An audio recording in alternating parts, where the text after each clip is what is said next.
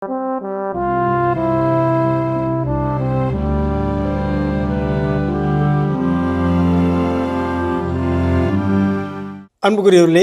ஆண்டவர் இயேசுவின் இனிய திருப்பெயரில் உங்களை அன்போடு வாழ்த்துகின்றேன்.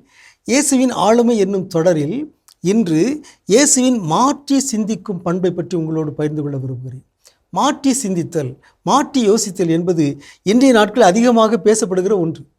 ஆங்கிலத்தில் out of the box thinking என்றெல்லாம் சொல்கிறார்கள். இந்த சொல்லாடல்கள் எல்லாம் புதியவை, இன்று வந்தவை. ஆனால் 2000 ஆண்டுகளுக்கு முன்பாக இயேசு இதனை வாழ்ந்து காட்டினார், செயல்படுத்தி காட்டினார். அதுவே அவரது ஆளுமையின் சிறப்பு, அவரது தனித்துவத்தின் சிறப்பு. இயேசு அவர் காலத்தைய மற்ற சிந்தனையாளர்கள், போதகர்கள், மறைநூல் அறிஞர்கள், ஆசிரியர்களை விட வித்தியாசமாக மாறுபட்ட கோணத்தில் சிந்தித்தார், பார்த்தார், பேசினார், செயல்பட்டார். அவரது இந்த மாற்றி சிந்திக்கும் திறனுக்கு ஒரு எடுத்துக்காட்டாக நாம் கொலை என்பதை பற்றி பார்க்கலாம். கொலை செய்வது, கொலை என்றால் என்ன?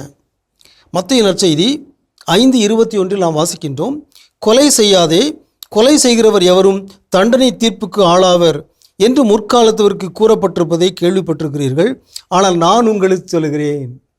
இயேசு மாற்றி யோசிக்கிறார். கொலை என்றால் என்ன? பிறரது ஆளுமையை கொலை செய்வது பெரிய கொலை.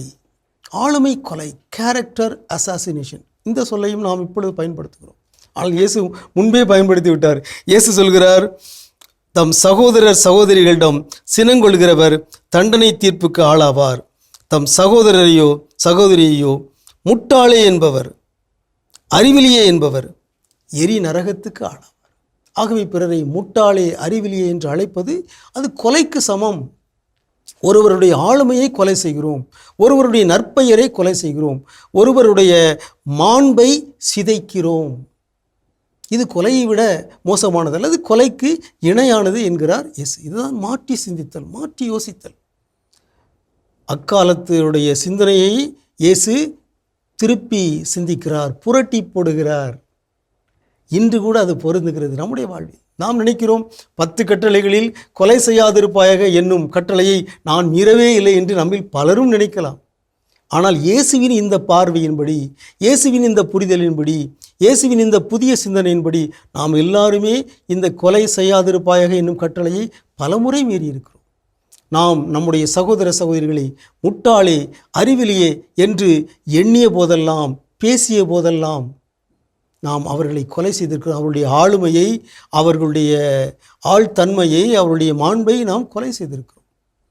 எனவே இயேசுவின் பார்வையில் நம்மை நிறுத்தி நாம் பார்க்கின்ற பொழுது நம்முடைய குறைபாடுகள், நம்முடைய தவறுகள் நம் கண் முன்பாக நன்றாக புலப்படுகின்றன.